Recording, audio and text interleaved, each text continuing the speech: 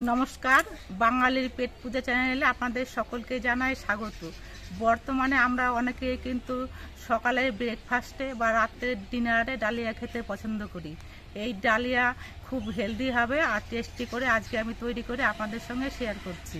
Please আপনারা skip না করে সম্পূর্ণ ভিডিওটা দেখবেন আর নতুন বন্ধু হলে চ্যানেলটিকে সাবস্ক্রাইব করে দিয়ে আমাদের পাশে থাকবেন। ডালিয়া রান্না করার জন্য আমি কিছু পরিমাণ ডালিয়া নিয়ে নিচ্ছি। যার যতটা পরিমাণ ডালিয়া লাগবে ততটা পরিমাণ ডালিয়া নিয়ে নিতে হবে। তো প্রথমে আমি ডালিয়াগুলো ধুয়ে নেব।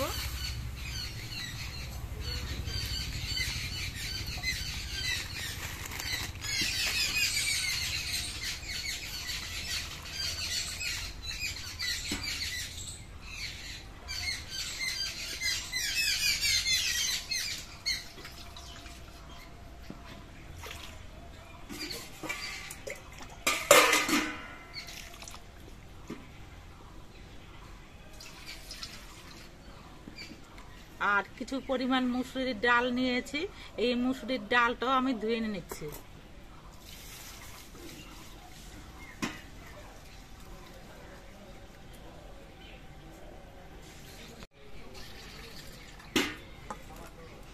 আজকের ডালিয়াটা আমি হেলদি ভাবে তৈরি করব, তো তার জন্য আমি কিছু সবজি নিয়েছি। আমি কিছু ছোট পিস করে আলু নিয়েছি, কিছু ছোট পিস করে ফুলকপি নিয়েছি, ধনেপাতা নিয়েছি, গাজর নিয়েছি আর কিছু পেঁয়াজ নিয়েছি। এবার আমি ডালিয়াটা রান্না করছি। প্রথমে আমি উনুনে কড়াইটা বসিয়ে নিয়ে কড়াইটা গরম করে নিয়েছি। এবার এর মধ্যে আমি সরষের তেল দিয়ে দিচ্ছি। তেলটা গরম হয়ে যাওয়ার পর এর মধ্যে আমি অল্প করে একটু সাদা জিরে ফোড়ন দিয়ে দিচ্ছি। যেগুলো একটু ভাজা হয়ে যাওয়ার পর এর মধ্যে আমি একটু থেতো করা রসুন দিয়ে দিচ্ছি। এবার রসুনটা একটু ভেজে নেব।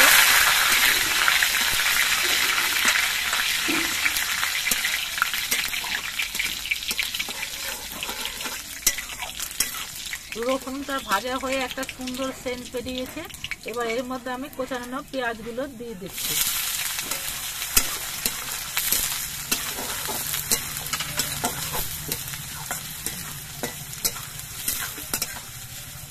এবার পেঁয়াজগুলো আমি কিছুক্ষণ ভেজে নেব। পেঁয়াজগুলো আমি কিছুক্ষণ ভেজে নিয়েছি। এবার এর মধ্যে একে একে আমি সব সবজিগুলো দিয়ে দিচ্ছি। প্রথমে দিয়ে দিচ্ছি আলু, তারপরে ফুলকপি আর গাজর। এবার সব সবজিগুলো কিছুক্ষণ ভেজে নিতে হবে।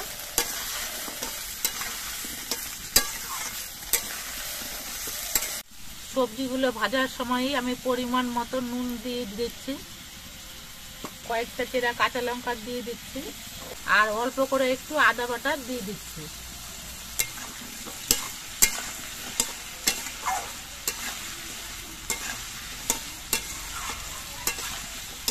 সবজিগুলো আমি কিছুক্ষণ ভেজে নিয়েছি।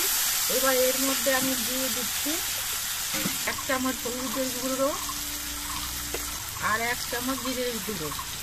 অল্প একটু জল দিয়ে দিচ্ছি যাতে মশলাটা পুড়িয়ে না যায়।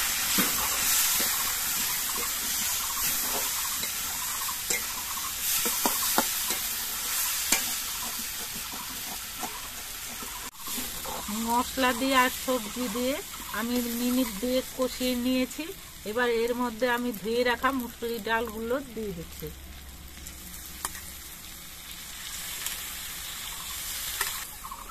আর একই সঙ্গে আমি ডালিয়াগুলো দিয়ে দিচ্ছি।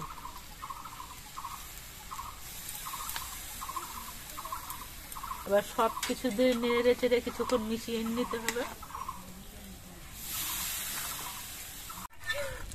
ডাল আর ডালিয়া আমি সব সবজির সঙ্গে নেড়ে চেড়ে মিশিয়ে দিয়েছি।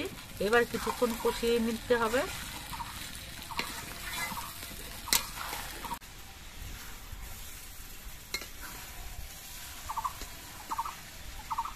আমি মোটামুটি 3-4 মিনিটের মতো কষিয়ে নিয়েছি। এবার এর মধ্যে আমি পরিমাণ মতো জল দিয়ে দিচ্ছি। ডালগুলো সেদ্ধ হতে হবে, তাই জলের পরিমাণটা একটু বেশি করেই লাগবে। আমি জলের পরিমাণটা একটু বেশি করেই দিয়েছি। এবার আস্তে আস্তে জাল দিয়ে কিছুক্ষণ ফুটিয়ে নিতে হবে। আমি বেশ কিছুক্ষণ জাল দিয়ে ফুটিয়ে নিয়েছি। এবার একবার নেড়ে চেড়ে দেখছি, এখনো ডালগুলো সেদ্ধ হয়নি, তো আরো কিছুক্ষণ রান্না করতে হবে।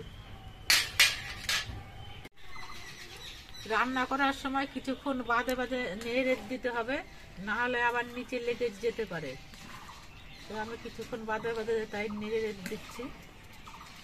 মোটামুটি আমি 15 মিনিটের বেশি সময় ধরে ডালিয়াগুলো রান্না করে নিলাম।